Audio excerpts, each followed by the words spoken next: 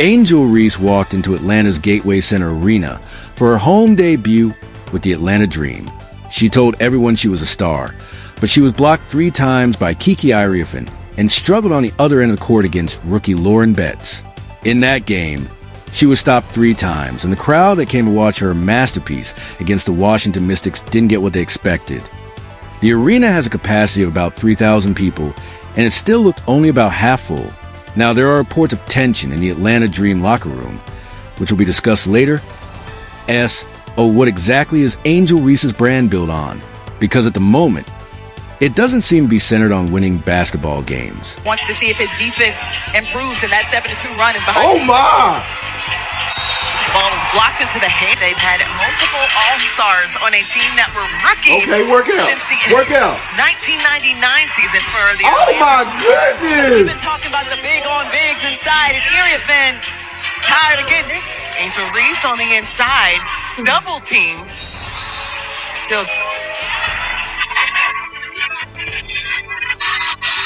Terrible hoops. Horrible hoops. So May 3rd was supposed to be Angel Reese's moment. Her first home game with the AtlantaDream. It was meant to be her coming out party in a new city in front of her so-called fans. A game where she would prove Atlanta was right to trade for her and that Chicago made a mistake letting her go. That was the story she was selling. Anyway, that on paper, the setup couldn't have been more perfect for her. The Dream brought a full roster, while the Washington Mystics sat out Shakira Austin, their only real veteran, and leaned almost entirely on rookies and second-year players. This was supposed to be an easy layup, and instead it ended up going as badly as Reese's missed layups. And that speaks exactly to both what you were saying and Chadita Patisse was telling us coming back from the break. Carl Smesco wants to see if his defense improves, and that 7-2 run is behind the defense. And she also, again, added this to her back. Atlanta lost by 11 points, not by 2 on a last-second shot, and not by 6 in a game that felt close the whole way. It was an 11-point defeat at home against a Mystics team that was largely built on youth and confidence rather than experience or depth. Coach Carl Smesco admitted after the game that the ball got stuck several times and that Atlanta ended up with too many empty possessions.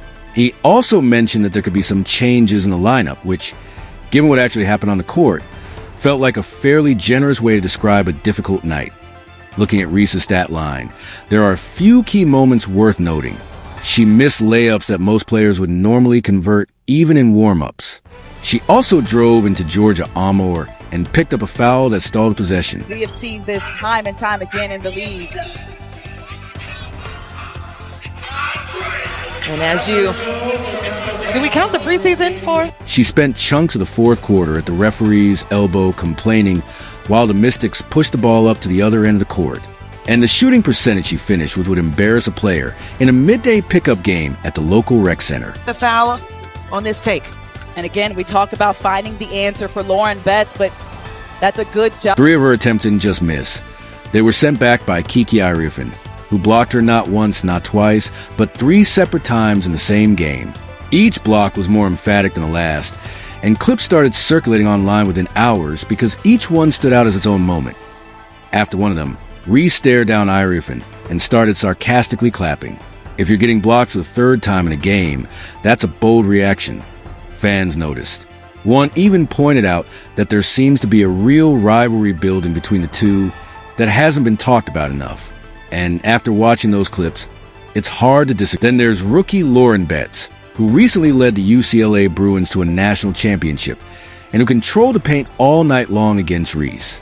Betts finished with 17 points, and Reese couldn't stay in front of her, couldn't contest without fouling, and couldn't make her pay for taking risks on defense because she wasn't converting consistently on the other end either.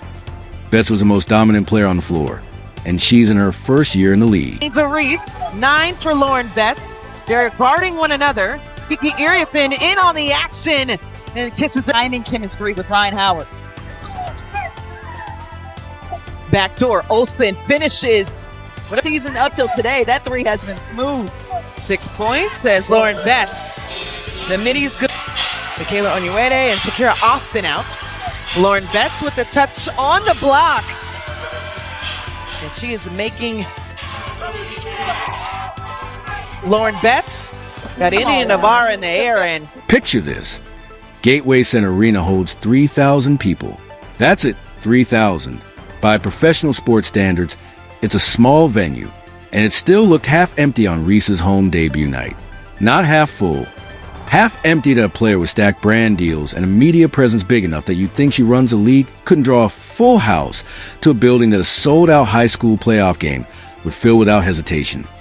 The Mystics won because their young players outworked and out-executed a dream team that was supposed to be the more experienced group.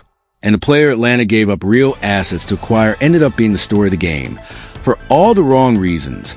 Coach Mamesco's carefully worded post-game comments about lineup experimentation and developing options off the bench didn't exactly project confidence in his roster as currently constructed.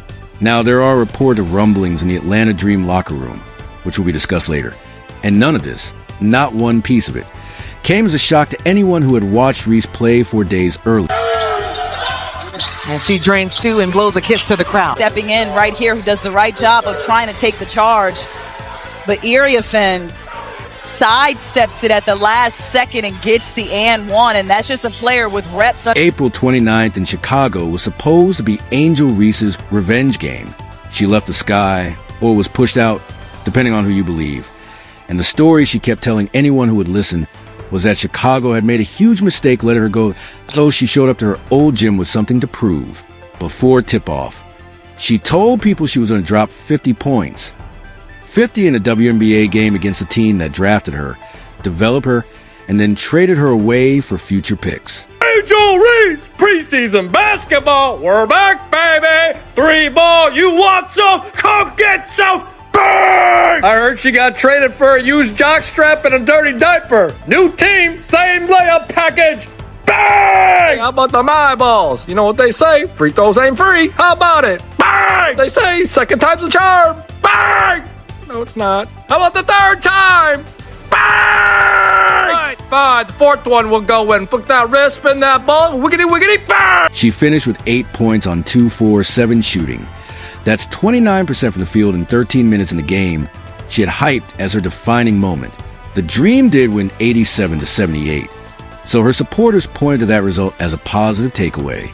But it's worth being honest about who actually carried Atlanta that night, because it wasn't Reese. Her teammates handled most of the defensive load while she missed shots and collected some of the rebounds off those misses, which, as we'll get into later, says a lot about how those rebounding numbers can be interpreted. One online account put it fairly bluntly, describing her overall impact as somewhere between minimal and decorative. And honestly, that's not far off for a player who promised 50 points and ended up with 8. Yeah, favorite possession right here. Jam! Nah, not ready, not ready. Hands a little slippery. Had too much popcorn with butter. Butter? Butter pecan! How many times I gotta tell you, only 3 things in life are certain. Death, taxes, And Angel Reese smoking lamps, baby! Give me all that! Burn!